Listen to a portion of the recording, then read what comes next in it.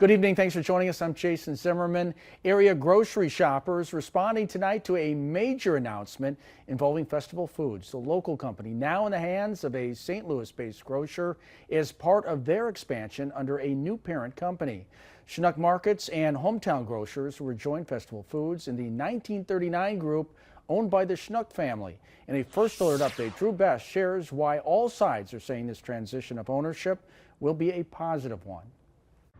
42 Festival Foods locations across the state of Wisconsin will soon be operated by an out-of-state parent company for the very first time. However, incoming ownership says there will not be much change. They will keep the same name, they will run the same community events, and they will keep the same employees.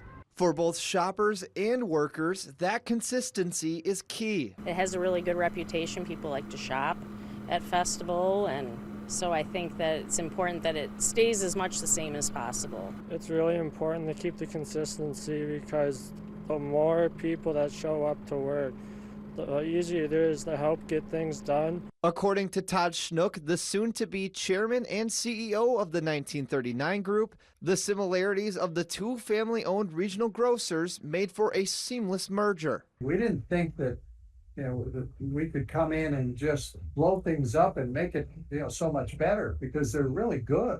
And so we think the opportunity is actually, having two sister companies, our original company Schnucks and then having the Festival and Hometown Grocer Group, we can learn from each other. Along with keeping all their employees and their name, Festival Foods will continue to invest in their community partnerships and put on yearly turkey trots and fireworks shows.